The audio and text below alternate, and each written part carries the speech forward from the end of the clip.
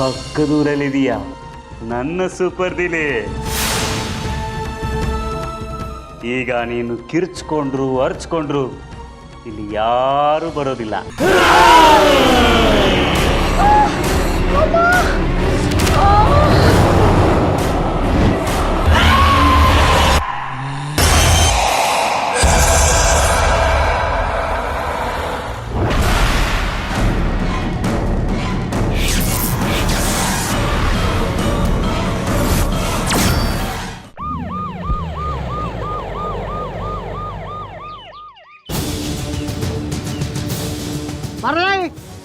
ಬರ ಬರ ಓ ಕುತ್ಕೊಂಡ್ಬಿಟ್ಟಿದ್ಯಾ? ಬಾ ನಡಿ ನಡಿ ಒಳಗಡೆ. ಏನ್ ನೋಡ್ತೀಯ? ನಡಿಯಲ್ಲ.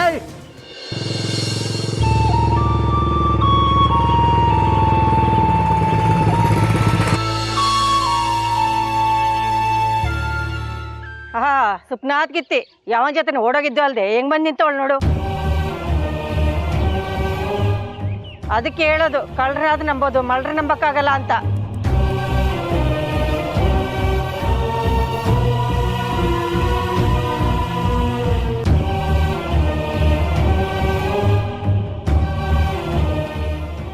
ಈಗ ಇನ್ನೇನ್ ಕತೆ ಹೇಳ್ತೀಯೋ ಯಾರಿಗ್ ಗೊತ್ತು.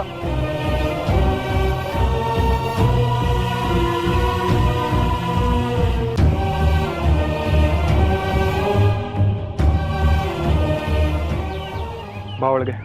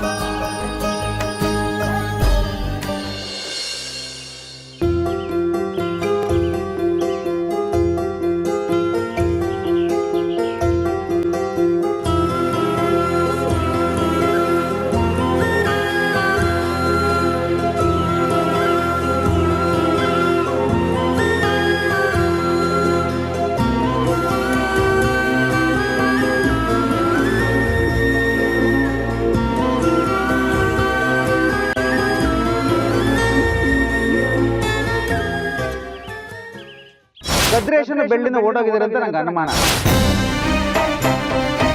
ಆ ಕದ್ರೇಶನ್ ಜೊತೆ 2 ಸತಿ ಓಡಾಡಿರೋದು ನಾನೇ ನೋಡಿದ್ದೀನಿ.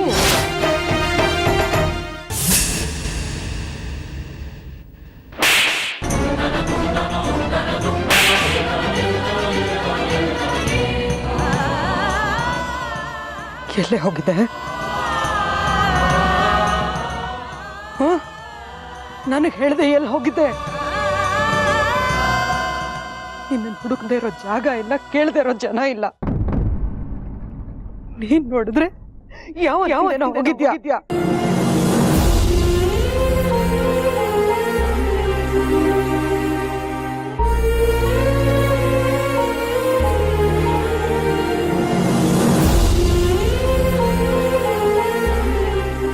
ಅತ್ತೆ ಏನ್ ಮಾತಾಡ್ತಿದ್ದೀರಾ? ಇಂಥ ಟೈಮಲ್ಲಿ ನೀವು ಅವಳ ಜೊತೆ ಇದ್ದು ಧೈರ್ಯ ಕೊಡ್ಬೇಕು. ನೀವೇ ಹೇಗೆ ಮಾತಾಡಿದ್ರೆ? ಇನ್ನೇನಪ್ಪ ಮಾಡ್ಲಿ ಮುತ್ತು, ಒಂದಿನಾದ್ರೂ ಸಮಾಧಾನವಾಗಿರಕ್ ಬಿಡ್ತಾಳ ಇವಳು? ನನ್ ಮಾತೆ ಕೇಳೋದಿಲ್ಲ. ಊರವರೆಲ್ಲ ಆಡ್ತಿರೋದ್ ನೋಡಿದ್ರೆ ವಿಷ ತಗೊಂಡ್ ಸತ್ತೋಗೋಣ ಅನ್ಸ್ತಾ ಇದೆ.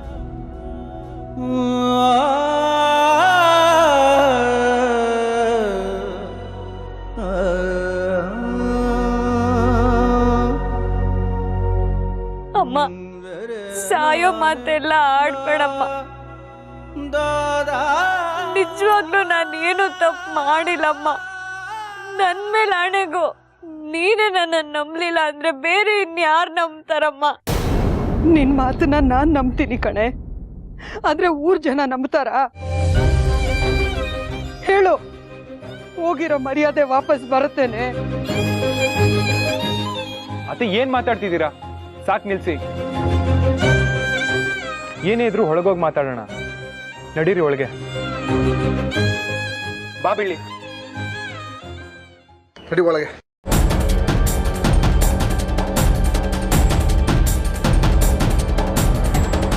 ಆಹಾ ಅಮ್ಮ ಮಗಳು ಈಗ ಎಷ್ಟು ದಿನ ನಾಟಕ ಮಾಡ್ಕೊಂಡು ಓಡಾಡ್ತೀರಾ? ಒಂದಲ್ಲ ಒಂದಿನ ನಿಮ್ ನಿಜವಾದ ಬಣ್ಣ ಬಯಲಾಗುತ್ತೆ. ಇದೇ ಆಗೋಯ್ತು.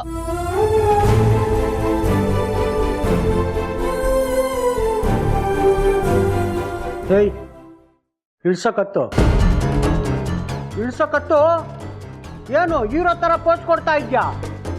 ಇಳ್ಸಲ್ಲ. ನಮ್ಮ ಸಾಹೇಬ್ರು ಬಂದರೆ ಸರಿಯಾಗಿ ಮಾಡ್ತಾರೆ ನಿನ್ಗೆ ಇವಾಗ.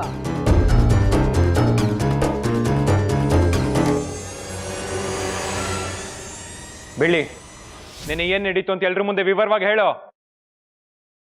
ಮಾವ ನನ್ನನ್ನು ಮದುವೆ ಆಗಲ್ಲ ಅಂತ ಹೇಳಿದ್ದು ನನ್ನ ಮನ್ಸಿಗೆ ತಡ್ಕೊಳಕ್ಕಾಗ್ಲಿಲ್ಲ. ಹೌದು ಹೌದು, ನಾನು ಮಾಯನ್ ಮದ್ವೆ ಆಗ್ತಾ ಇದ್ದೀನಿ. ಏನೀಗ? ನಿನ್ನ ಮದ್ವೆ ಆಗುತ್ತೆ ನನಗೆ ಇಷ್ಟ ಇದೆ. ನಿನ್ನ ಮದ್ವೆ ಆಗ್ಬೇಕು ಅಂತ ನನಗೊಂದು ಕ್ಷಣ ಕೂಡ ಅನ್ಸಿಲ್ಲ. ಅದಕ್ಕೆ ರಮೇಶ್ ಅಣ್ಣನ ತೋಟಕ್ಕೆ ಹೋಗಿ ಅರಳಿ ಬೀಜನ ಅರ್ಧ ತಿಂದ್ಬಿಟ್ಟೆ.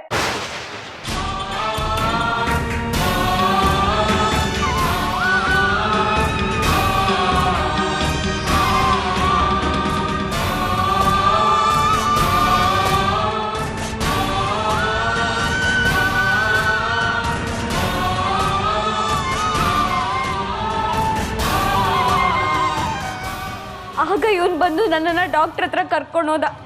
ಪೊಲೀಸ್ನವ್ರು ಬರೋ ತನಕ ತಂಗಿ ತಂಗಿ ಅಂತ ಕರಿತಿದ್ದೋನು ಅವ್ರು ಬಂದ ತಕ್ಷಣ ಕೆಟ್ಟದಾಗ ನಡ್ಕೊಳಕ್ ಶುರು ಮಾಡ್ದ. ಅದಕ್ಕೆ ನನಗೆ ತಡ್ಕೊಳಕ್ಕಾಗದೆ ಸರಿಯಾಗಿ ಹೊಡ್ದೆ. ಸಾಯೋದಕ್ಕೆ ಹೊರಟಿದ್ಯಾನೆ? ಸಾಯ್ಬೇಕು ಅಂತ ಯೋಚನೆ ಮಾಡೋದಕ್ಕೆ ಮುಂಚೆ ನನಗೆ ಜ್ಞಾಪಕ ಬರ್ಲಿಲ್ವಾ ನಿನ್ಗೆ? ಯಾಕೆ ಯಾಕೆ ಹೊಟ್ಟೆ ಉರಿಸ್ಕೋತೀಯ? ಮುದ್ದ ಮಾವಲ್ಲ ನನ್ ಮದ್ವೆ ಆಗಲ್ಲ ಅಂದ್ರೆ ನನ್ ಬದುಕಿರಲ್ಲ ಅಂತ ಹೇಳಿದ್ದೆ ತಾನೆ. ಮಾವನು ನನ್ನನ್ ಬೇಡ ಅಂದ್ಮೇಲೆ ನನ್ ಬದುಕಿದ್ದು ಏನ್ ಪ್ರಯೋಜನ ಹೇಳು?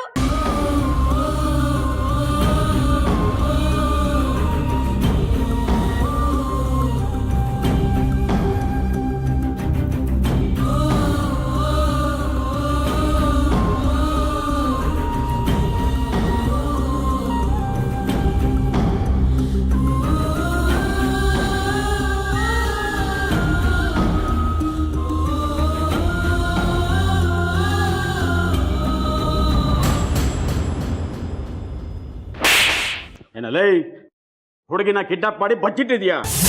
ನಿನ್ನೆ ಸೂಪರ್ ಸ್ಟಾರ. ನಮ್ಗಿರೋ ಕೆಲಸ ಎಲ್ಲ ಬಿಟ್ಬಿಟ್ಟು ನಿನ್ನ ಹುಡ್ಕೋದಿಕ್ಕೆ ಮಗಳೇ ಏನ್ ನಡೀತಿ ಹೇಳ? ಸತ್ಯ ಹೇಳ್ತೀನಿ ಸರ್, ಈ ಹುಡುಗಿನೇ ಇಷ್ಟಪಟ್ಟು ನನ್ನ ಹತ್ರ ಬಂದಿರೋದು.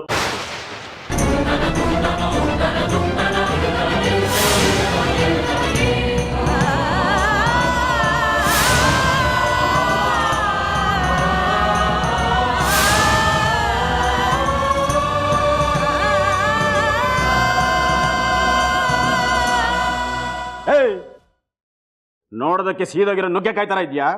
ಈ ಹುಡುಗಿ ನಿನ್ನ ಇಷ್ಟಪಟ್ಟು ಬಂದ್ಲಾ? ನೀನೇನ್ ಫಿಲ್ಮ್ ಹೀರೋಯಿನ? ಏನ್ ನಡೀತು ಸರಿಯಾಗಿ ಹೇಳ. ನಾನು ಸುಳ್ಳು ಹೇಳ್ತಿಲ್ಲ ಸರ್. ನನ್ನ ಬೆಳ್ಳಿ ಮದುವೆ ಮಾತುಕತೆಗಂತ ನಾನು ಕೊಟ್ಟಿರೋ ಒಡವೆಗಳು ಅವ್ರ ಮನೇಲಿದೆ, ಬೇಕಾದ್ರೆ ಅವ್ರನ್ನೇ ಕೇಳಿ ಸರ್.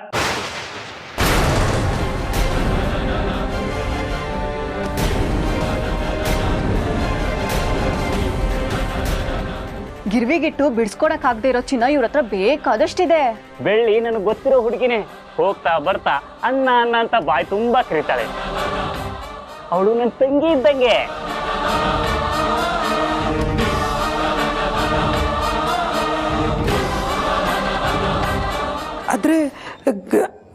ಆದ್ರೆ ತಗೊಂಡಿಲ್ವಾ?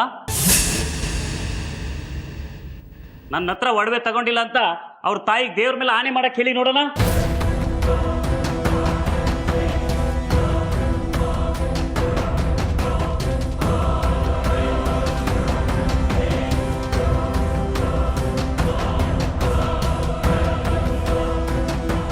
ಇವನ ಹತ್ರ ಆ ಒಡವೆಗಳು ತಗೊಂಡಿದ್ದು ನಿಜ ಸರ್.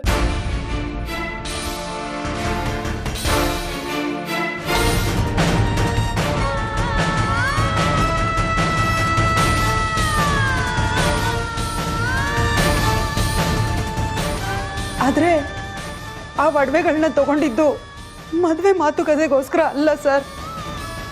ನಮ್ಮ ಬೆಳ್ಳಿ ಮುತ್ತುನೇ ಮದುವೆ ಆಗೋದು ಅಂತ ಇಡೀ ಊರಿಗೆ ಗೊತ್ತು. ಅಂದಮೇಲೆ ಇವನನ್ನ ಯಾಕೆ ಸರ್ ಅಳಿಯನ್ ಮಾಡ್ಕೊಳಕ್ ಒಪ್ಕೋತೀನಿ ನಾನು? ಇವನೇ ಯಾರೋ ಗಿರ್ವಿ ಇಟ್ಟಿರೋ ಒಡವೆಗಳನ್ನ ಹರಾಜಿಗೆ ಬಂದಿದೆ, ಅರ್ಧ ದುಡ್ಡಿಗೆ ಅದನ್ನು ಕೊಟ್ಬಿಡ್ತೀನಿ, ಬೆಳ್ಳಿ ನನ್ನ ತಂಗಿ ಇದ್ದ ಹಾಗೆ ಅವಳು ಮದುವೆಗಾಗತ್ತೆ ತಗೊಳ್ಳಿ ಅಂತ ಕೊಟ್ಟ.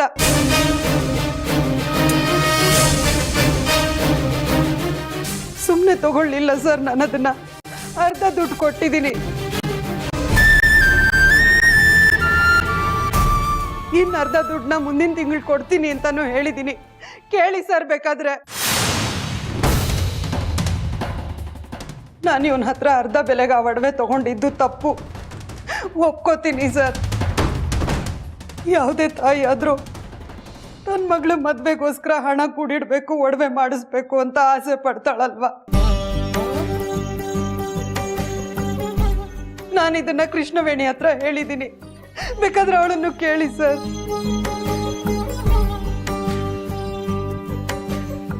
ಇವನು ಮನ್ಸಲ್ಲಿ ಒಂದ್ ಇಟ್ಕೊಂಡು ಹೊರಗೊಂದು ಮಾತಾಡ್ತಾನೆ ಸರ್. ಇವನ್ ಸರಿ ಇಲ್ಲ.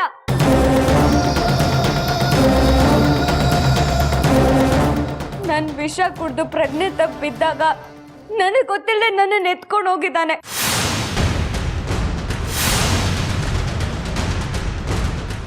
ಆ ತಾಯಿ ಚಾಮುಂಡೇಶ್ವರಿ ಮೇಲೆ ಆಣೆಗೂ ನಾನು ಇಷ್ಟಪಟ್ಟು ಹೋಗ್ಲಿಲ್ಲ ಸರ್. ಬೇಕಂದ್ರೆ ಆ ಮನೆ ಹತ್ರ ಒಬ್ರು ಅಜ್ಜಿ ಇದ್ದಾರೆ, ಅವ್ರನ್ನ ಕೇಳಿ.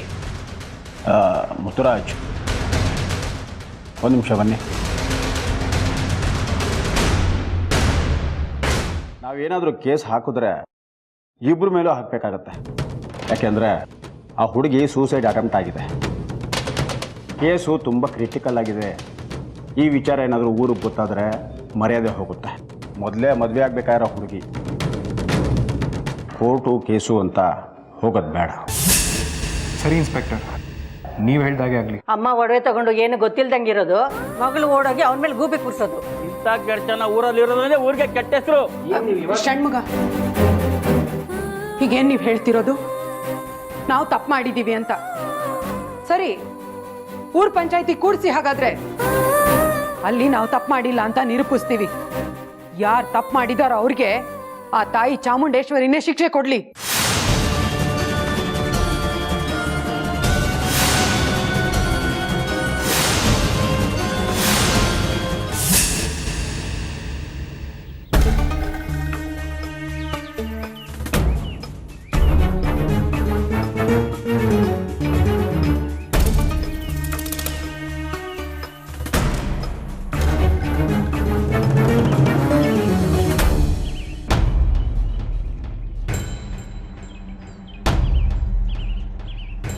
ಅಯ್ಯೋ, ಏನು ತಪ್ಪೇ ಮಾಡದೇ ಇರೋ ಥರ ಪಂಚಾಯತಿ ಕಟ್ಟೆಗೆ ಬಂದವಳೆ.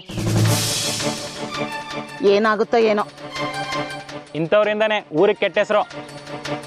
ನನಗೇನೋ ಇವ್ರ ಮಾತಿನ ಮೇಲೆ ಒಂದು ಚೂರು ನಂಬಿಕೆ ಇಲ್ಲಪ್ಪ. ಇವ್ರು ಹೇಳೋದೆಲ್ಲ ಬರೀ ಸುಳ್ಳು.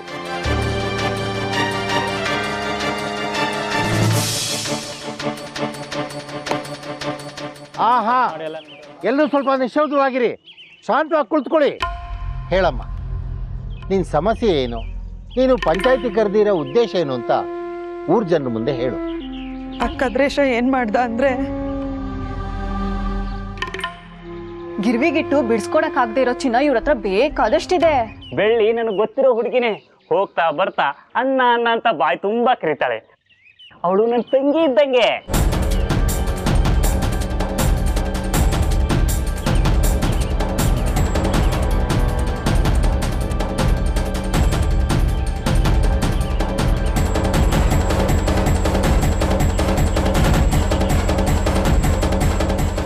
ನೀ ಹೇಳೋದೇನೋ ಸರಿಯಾಗಿದೆ, ಆದರೆ ಪಂಚಾಯಿತಿಗೆ ಅದರದೇ ಆದ ಕೆಲವು ನಿಯಮಗಳಿದೆ. ಅದರ ಪ್ರಕಾರ ದೂರು ಕೊಡೋನು ಹಾಗೂ ತಪ್ಪಿತಸ್ಥ ಇಬ್ಬರನ್ನು ಮುಖಾಮುಖಿಯಾಗಿ ನಿಲ್ಲಿಸಿ ಪಂಚಾಯಿತಿ ಕೊಡೋದೇ ವಾಡಿಕೆ. ಈಗ ಅವನು ತಪ್ಪು ಮಾಡಿದ್ದಾನೆ ಅಂತ ಒಪ್ಕೊಳ್ಳೋಕ್ಕೆ ಆಗಲಿ, ಅಥವಾ ನಾನೇನು ತಪ್ಪೇ ಮಾಡಿಲ್ಲ ಅಂತ ಹೇಳ್ಕೊಳ್ಳೋಕ್ಕೆ ಆಗಲಿ, ಆ ಕದಿರೇಶ ಇಲ್ಲಿ ಇಲ್ವಲ್ಲಮ್ಮ. ಅವನನ್ನ ಪೊಲೀಸ್ನವ್ರು ಕರ್ಕೊಂಡು ಹೋಗಿದ್ದಾರೆ. ಅರೆಸ್ಟ್ ಮಾಡಿಕೊಂಡು ನೀನು ಈಗ ಬರೀ ದೂರು ಕೊಡೋದ್ರಿಂದ ಪಂಚಾಯಿತಿ ನಡೆಸೋದಕ್ಕೆ ಬರಲ್ಲ ತಾಯಿ. ನೋಡೋಕೆ ಒಳ್ಳೆ ಮನೆತನದ ಹುಡುಗಿ ಥರ ಕಾಣ್ತೀಯ. ಅದೇನು ಹೇಳಬೇಕು ಅಂತ ಇದೆಯೋ ಹೇಳಮ್ಮ. ಏನು ನಿಮಗೆ ಮಾತ್ರ ಒಳ್ಳೆ ಮನೆ ಹುಡುಗಿ ಥರ ಕಾಣಿಸ್ತಾ ಇದ್ದಾಳೆ ಅಷ್ಟೇ.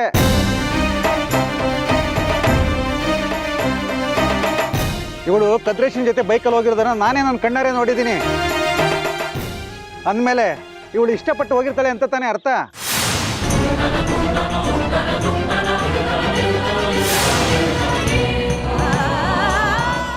ಇವ್ರಮ್ಮ ನೋಡಿದ್ರೆ ನಾನು ಒಡವೆ ಇಸ್ಕೊಂಡಿದ್ದೀನಿ ಅಂತಾಳೆ. ಇವಳು ನೋಡಿದ್ರೆ ನಾನು ಪ್ರಜ್ಞೆ ತಪ್ಪಿದ್ದಿದ್ದೆ, ಮನೆ ಕರ್ಕೊಂಡೋಗಿ ಕಾಪಾಡೋರು ಅಂತ ಹೇಳ್ತಾಳೆ. ಇವಳು ನಿಜವಾನು ಪ್ರಜ್ಞೆ ತಪ್ಪಿತ್ತಾ ಅಥವಾ ಇವಳು ಬೇಕು ಅಂತ ಅವನ ಮನೆಗೆ ಹೋದ್ಲಾ? ಯಾರು ಗೊತ್ತು ಸಮಯ.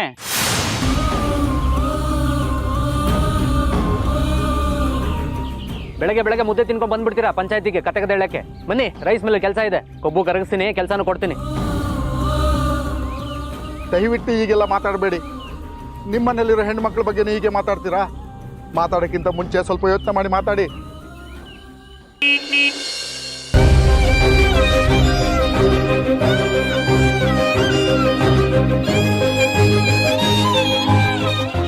ಎಲ್ರಿಗೂ ನಮಸ್ಕಾರ. ನಮಸ್ಕಾರ. ಬಾಪ ಮುತ್ತು.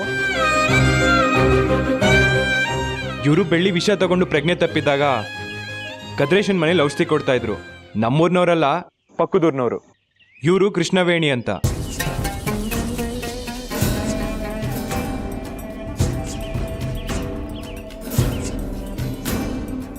ಪುಷ್ಪ ಅತ್ತೆಗೆ ಕದ್ರೇಶ ಒಡವೆ ಕೊಡಕ್ ಬಂದಾಗ ಅವ್ರ ಜೊತೆ ಬಂದಿದ್ದಿದ್ ಇವ್ರೆ. ಊರ್ ಜನರು ತಿಳ್ಕೊಂಡಿರೋದು ತಪ್ಪು. ನಿಜಾಂಶ ಏನು ಅಂತ ಇವರಿಬ್ರು ಹೇಳ್ತಾರೆ, ಕೇಳಿಸ್ಕೊಳ್ಳಿ. ದಯವಿಟ್ಟು ನಾನು ಎಲ್ಲರೂ ಕ್ಷಮಿಸ್ಬಿಡ್ಬೇಕು. ನಾನು ಹೇಳ್ತಿರೋದು 100% ಸತ್ಯ ಸ್ವಾಮಿ. ಬೆಳ್ಳಿ ವಿಷ ಕುಡ್ದು ಪ್ರಜ್ಞೆ ತಪ್ಪಿದ್ದಾಗ ಕದ್ರೇಶ ನಾನು ಕರ್ಕೊಂಡೋಗಿ ಔಷಧಿ ಕೊಡಿಸ್ತಾ. ನಾನು ಅವ್ರ ಮನೆಯವರೆಲ್ಲಪ್ಪ ಅವ್ರು ಇಲ್ಲದೆ ಔಷಧಿ ಕೊಡೋಕ್ಕಾಗಲ್ಲ ಅಂದಾಗ ಇಲ್ಲೇ ಬಂದ್ಬಿಡ್ತಾರಮ್ಮ ಅಂತ ನನಗೆ ಸುಳ್ಳು ಹೇಳ್ದ. ನೀನು ತಡ ಮಾಡಿದ್ರೆ ಪ್ರಾಣಕ್ಕೆ ಆಪತ್ತು ಅಂತ ನನಗೆ ಸುಳ್ಳು ಹೇಳ್ದ. ಅದಕ್ಕೆ ನಾನು ಮಗನ ಪ್ರಾಣ ಉಳಿಸೋಣ ಅಂತ ಔಷಧಿ ಮುಂದುವರಿಸ್ದೆ. ಅವಳು ಹುಷಾರಾದ್ಲು, ಆದರೆ ಇನ್ನು ಸ್ವಲ್ಪ ಹೊತ್ತು ಪ್ರಜ್ಞೆ ತಪ್ಪತ್ತಾರ ಔಷಧಿ ಕೊಡು ಅಂತ ಹೇಳ್ದ. ಇವಾಗ ನೀನೇನಾದರೂ ಔಷಧಿ ಕೊಟ್ಟಿಲ್ಲ ಅಂದರೆ ನಿನ್ನ ಮಗಳ ಮದುವೆಗೆ ಇಸ್ಕೊಂಡಿರೋ ದುಡ್ಡನ್ನ ಡಬಲ್ ಬಡ್ಡಿ ಕಟ್ಟಬೇಕು ಅಂತ ಹೇಳ್ದ. ನಾನು ತುಂಬ ಕಷ್ಟದಲ್ಲಿದ್ದೆ, ಹಾಗಾಗಿ ಮೂರ್ಛೆ ಔಷಧಿ ಕೊಡೋಕೆ ಒಪ್ಕೊಂಡೆ. ದಯವಿಟ್ಟು ನಾನು ಕ್ಷಮಿಸಿ.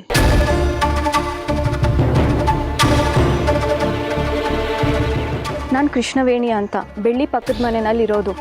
ಕದ್ರೇಶಣ್ಣನ ಹತ್ರ ಬಡ್ಡಿ ಸಾಲ ತಗೊಂಡಿದ್ದೆ. ಬಡ್ಡಿ ದುಡ್ಡು ತಗೊಳಕ್ಕೆ ಬಂದಾಗೆಲ್ಲ ಬೆಳ್ಳಿ ಬಗ್ಗೆನೇ ವಿಚಾರಿಸ್ತಿದ್ದ. ನಾನು ಅವಳಿಗೆ ಮದುವೆ ಮಾಡ್ತಿದ್ದಾರೆ ಅಂತ ಹೇಳಿದೆ.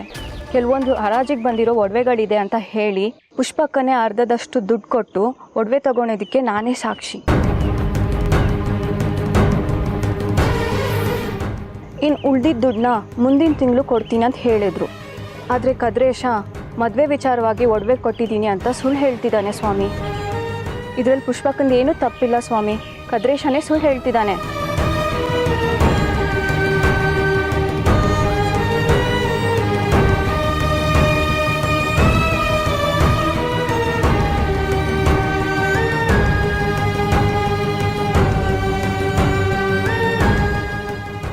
ಹಾ ಎಲ್ಲರೂ ಸ್ವಲ್ಪ ನಿಶಬ್ದವಾಗಿ ಕೂತ್ಕೊಳ್ತೀರಾ? ಈ ಇಬ್ಬರು ಸಾಕ್ಷಿಗಳ ಹೇಳಿಕೆಯನ್ನ ಕೇಳಿದ ಮೇಲೆ ಬೆಳ್ಳಿದು ಯಾವ ತಪ್ಪೂ ಇಲ್ಲ ಅಂತ ಈ ಪಂಚಾಯಿತಿ ತೀರ್ಮಾನಕ್ಕೆ ಬಂದಿದೆ.